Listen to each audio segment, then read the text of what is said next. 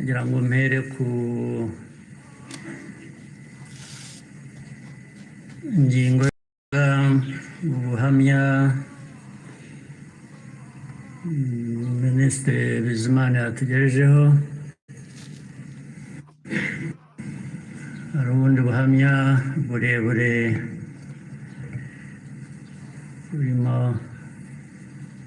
amateka akomeye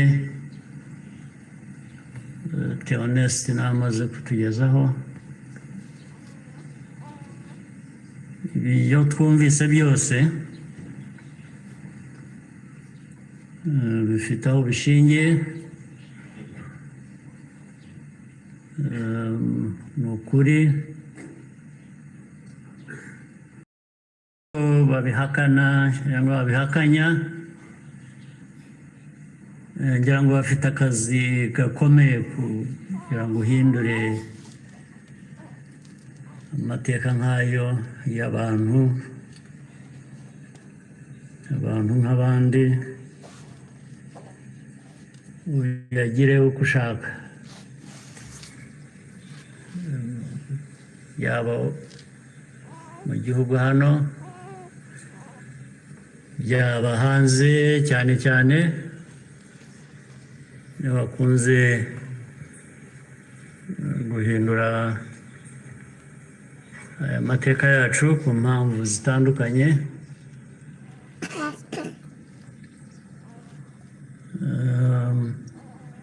Ibi rero ngira ngo ibyo bazahangana nabyo kugira ngo abantu bahindure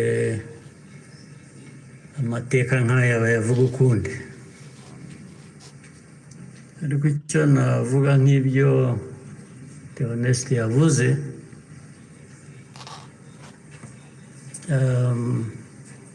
ibihe byo birahinduka, ibihe byarahindutse.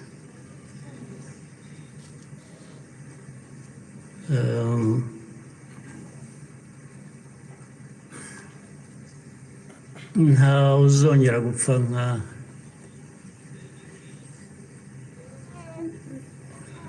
nk'uko Theoneste yabivugaga n'abapfuye, cyangwa nawe uko yapfuye. Buriya yarapfuye, kuba ariho ni nko kuzuka,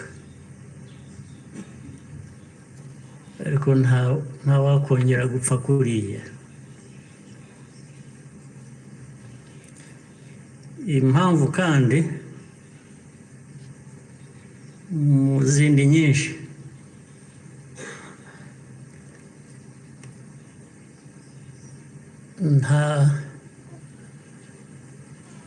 ntabwo wakwica umuntu kabiri.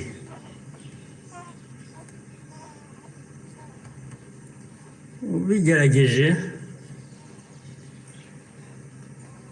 azakwica mbere yo kumwica.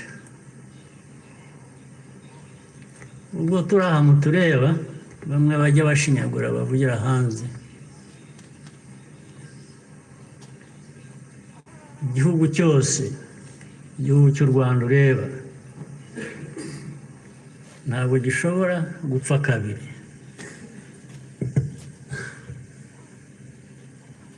Mbere y'uko wakwica u Rwanda azakwica. Ntabwo wakwica abantu kabiri. Ibibaho tureba aha, ntabwo twapfa kabiri.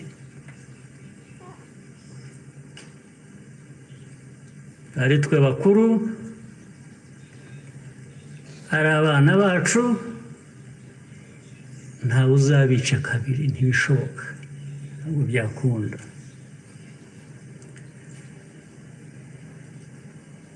Tuzabaho nk'uko abantu babaho, nk'uko abandi abari bose babaho, byanze bikunze, ntawe twabisaba kubaho.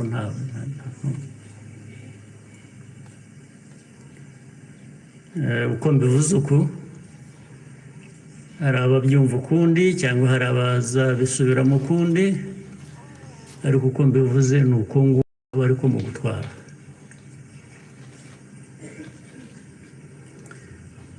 ndabasaba rero ngo nkomeze ijambo ryanjye mu rurimi abashyitsi bamwe hano bumva batagombye kubasemurira cyangwa se benshi cyane bari hanze bafitanye isano n'amateka yacu, harimo n'abo bayahindura bakayagira uko bashaka. Ndagira ngo mvuge mu rurimi bashobora kumva ntawe basemuriye,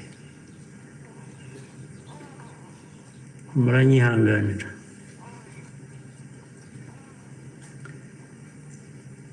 Today we gather again in remembrance to everyone present and watching online. Thank you for joining us on this important day.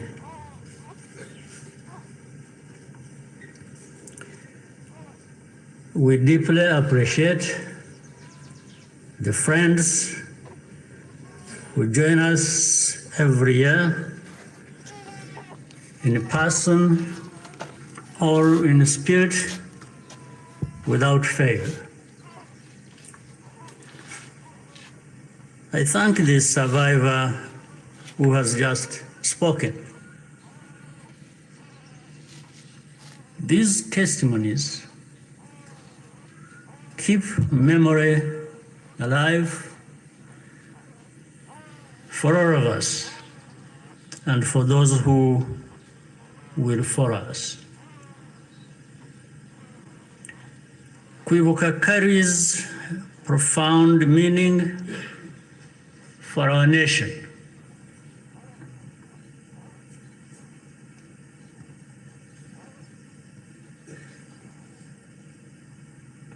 It is how we confront and overcome the divisions that nearly destroyed us.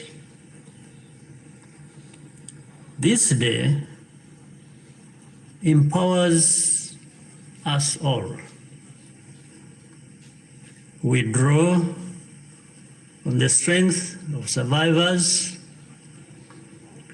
who provide the reservoir of humanity that feeds our nation's soul.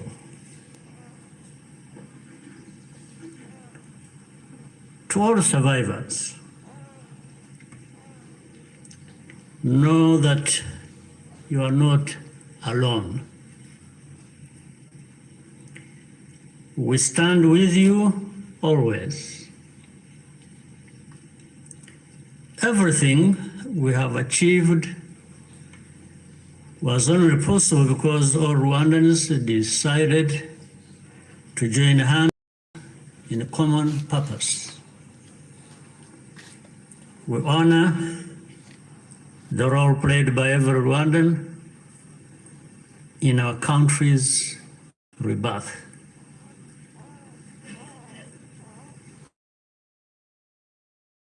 Genocide is clear for all to see. The ringleaders were courts with rigorous evidence. The Gacaca process documented the course of the genocide in every single village and neighborhood in Rwanda. Over 50 million handwritten pages were produced during the 10 years of Gacaca. Right here, where we are standing, 250,000 victims of the genocide are laid to rest.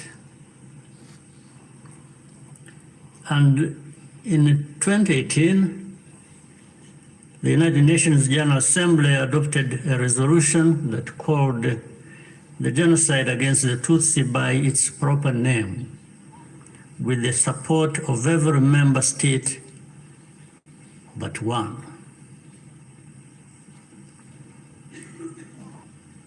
The truth is undeniable, and yet we still find people sowing doubt and twisting the facts up to today. This is not just a matter of ignorance, but something much deeper. It means that the risk of seeing history repeat itself is a constant danger. If we allow ourselves and our friends to become indifferent. Genocide denial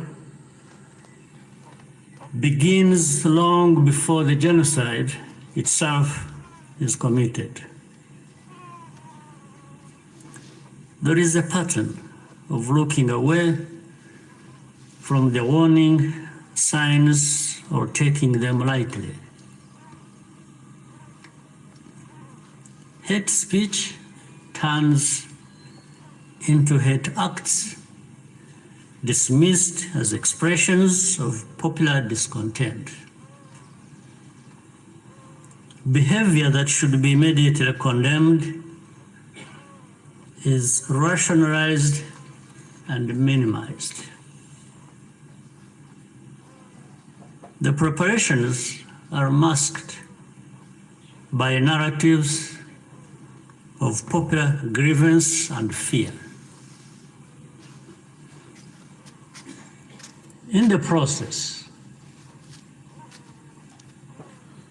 a moral equivalence is created between the targets of the genocide and the planners of it.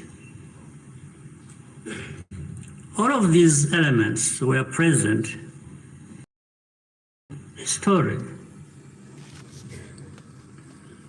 There are some who pretend that the genocide against the Tutsi was a spontaneous event. That's not true. It was carefully prepared and carried out in plain sight.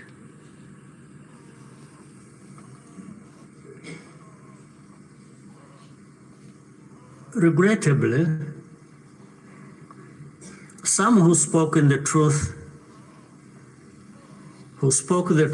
at the time and who were even eyewitnesses later became peddlers of distortion, mainly for political reasons. Militias were openly trained and indoctrinated in hate. Weapons were imported in large quantities, and Rwandans who opposed it were threatened or killed. Before 1994, communities were subjected to waves of smaller massacres meant to normalize the killing and also to measure the reaction of the wider world. And with only a few heroic exceptions, the world was unconcerned until it was too late. In the early 1960s, after countless Tutsis were killed or forced into exile, international voices such as Russell, to name just one, described it as systematic extermination. The pattern continued in the 1980s and early 1990s. When Tutsi communities such as the Bagogwe in the northwest were targeted in organized attacks.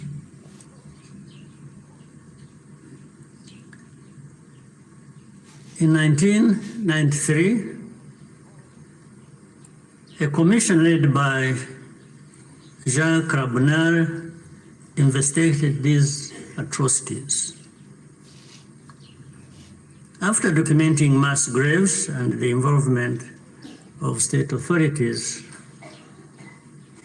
they concluded that a genocide was being prepared. In the same year, the UN Special Rapporteur, Bakri Wele Ndiaye, warned that organized propaganda portraying the Tutsis as enemies was spreading openly, helping prepare the population for mass violence.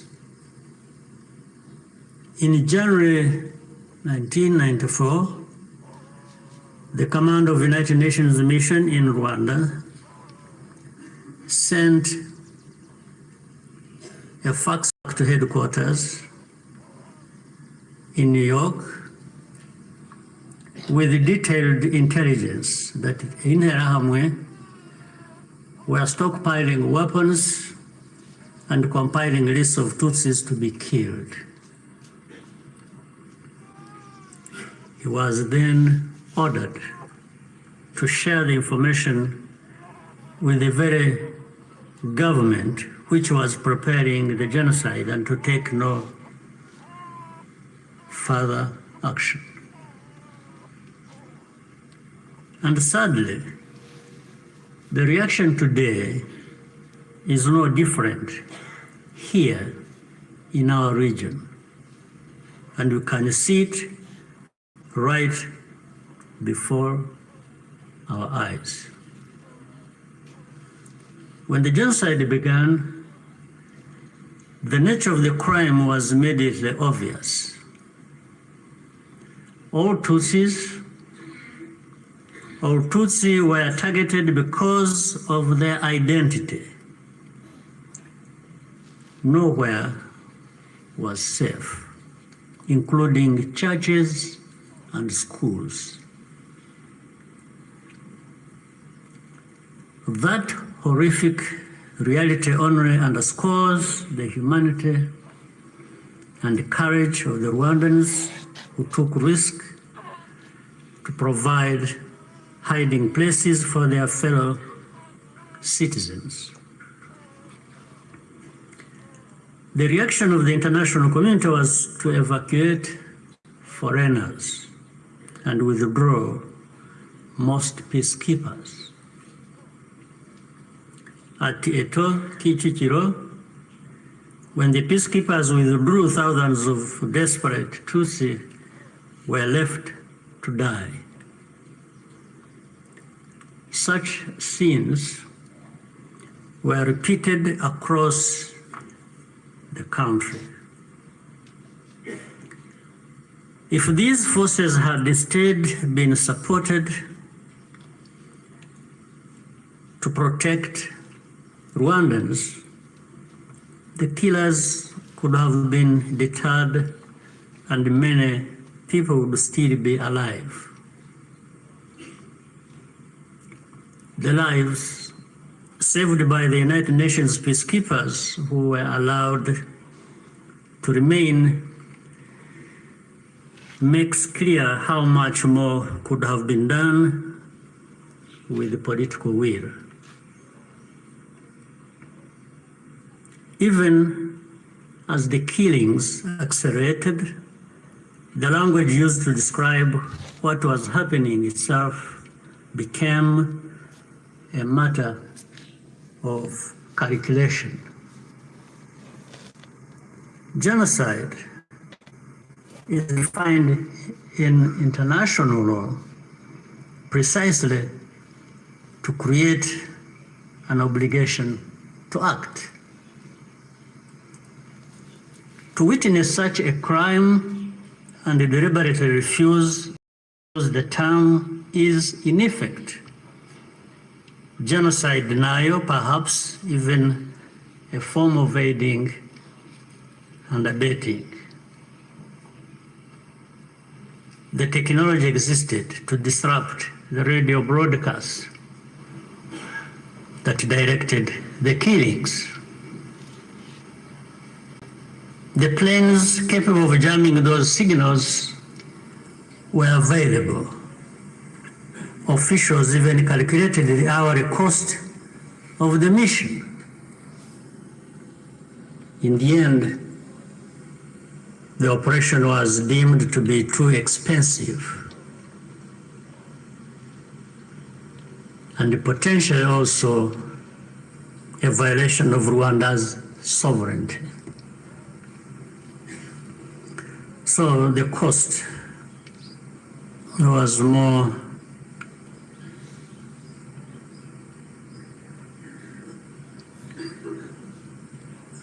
it became too expensive. It was more expensive, especially when in their minds those lives are really worthless. So our lives were worth nothing. That's fine. For Rwandans, the lessons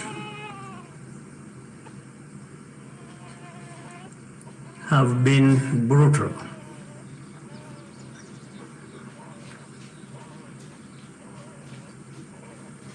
And those lessons have not been forgotten. If our lives do not happen to align with someone else's interests,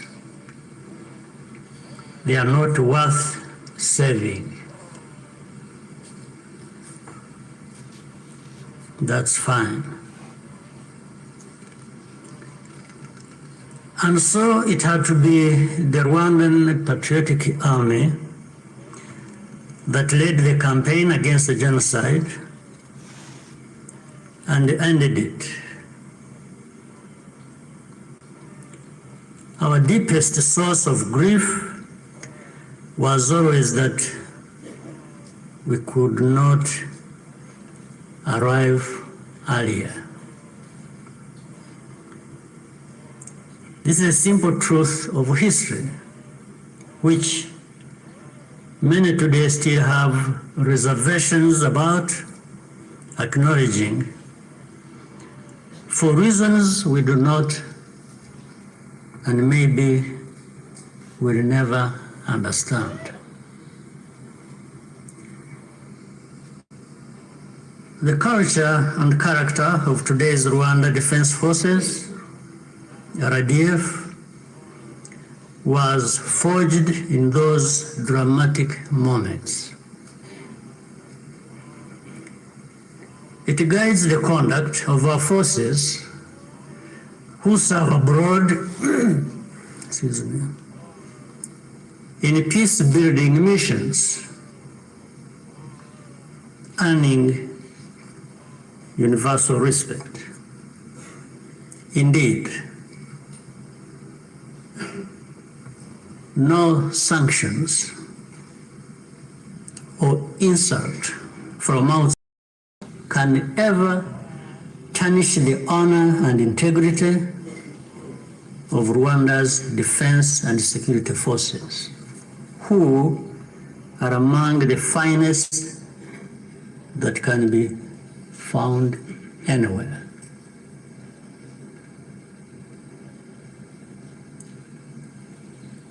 I look forward to this matter of sanctions at the highest level to understand the basis for such an injustice.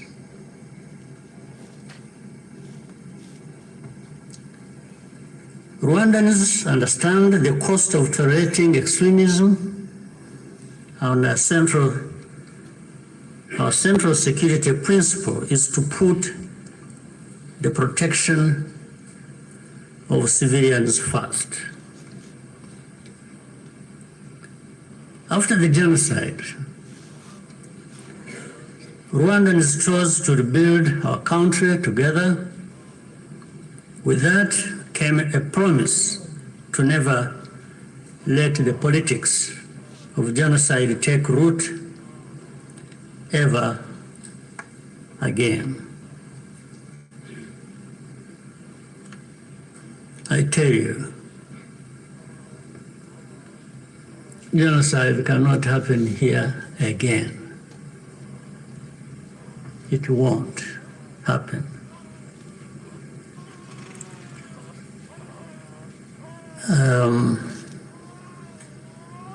Even with those noises you hear in the region of people gathering from Europe, from wherever, and meeting in Kinshasa and bringing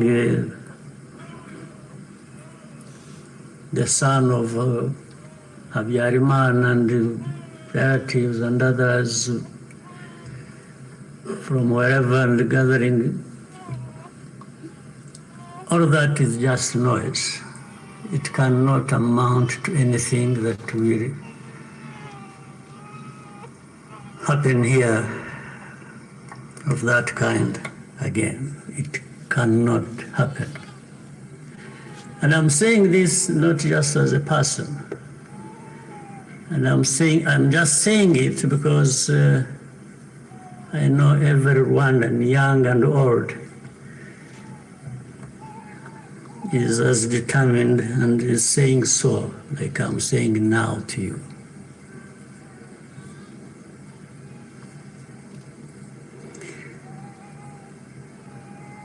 Along the way, Rwandans faced constant criticism and many attempts to twist our history.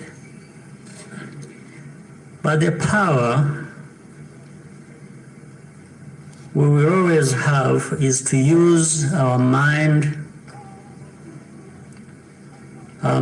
to see the truth, and our voices to speak up when something is not right. You can never silence us in whatever form. We must be clear about the dangers that remain. When the genocidal government collapsed in July 19, the soldiers and the militia fled across the border into DRC, forcing millions of civilians along with them. Inside the camps, they organized into what is now known as FDLR and launched a sustained cross-border insurgency against Rwanda, tens of thousands more lives. This was the period known as the Abacengezi insurgency, and the western border was only fully secured by the end of the 1990s through the combined efforts of our army and the brave residents of those areas. And since then, our defensive measures have been aimed at ensuring that such attacks can never again be made across our borders. This is not a problem that should be left to Rwanda alone. Doing so only rewards those behind the threats, while Rwanda is penalized for standing up for itself. Imagine a farmer whose field catches fire. At first, the flames are small. A few neighbors think it does not concern them. Others say the wind will change and the fire will die out on its own. So they watch and wait. But the wind does not change. Meanwhile, a pyromaniac is secretly adding fuel to the fire. So the fire spreads from one field to another, and then into the forest and the towns and beyond. Only then do people run with buckets of water and call for the establishment of a fire department. Africans, more than most, should understand that the danger of moral passivity in the face of hatred and violent extremism.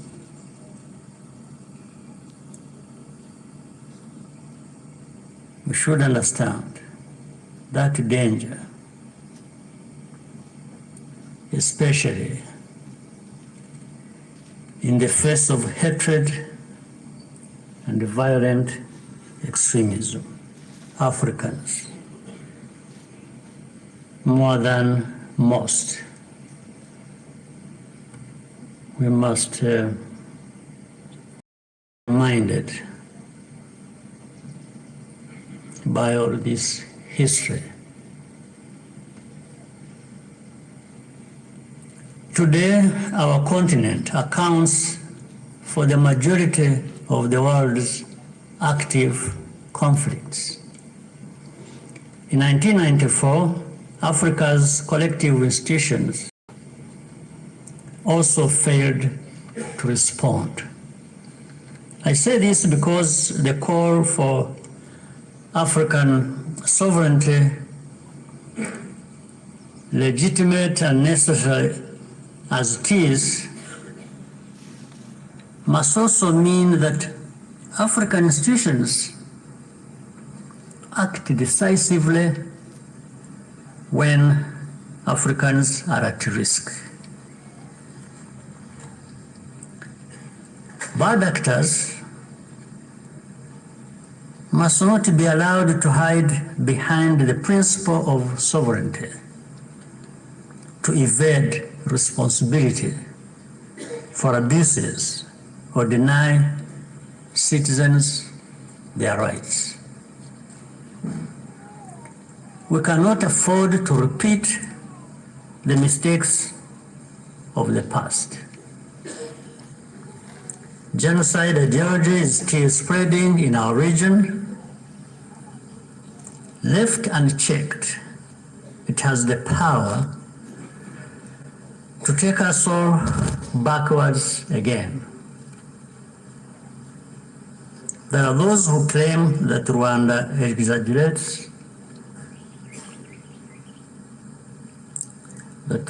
exaggerates, these concerns, or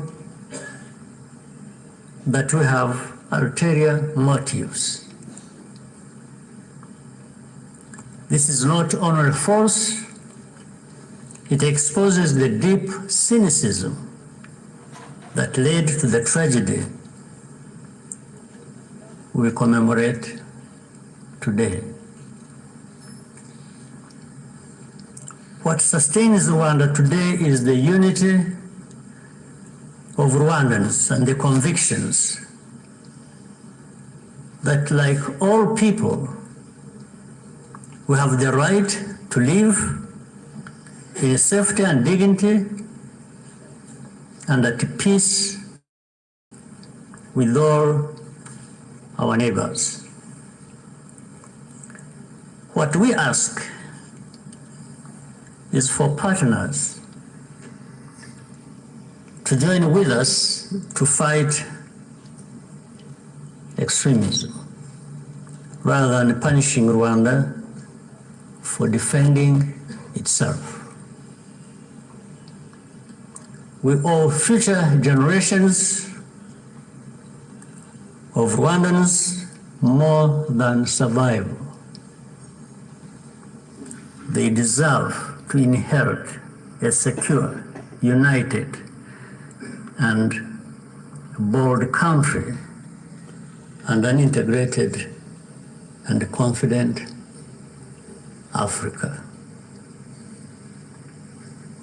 We invite you to stand with us in remembrance and also in action. I thank you for your patience and kindness. Murakoze cyane.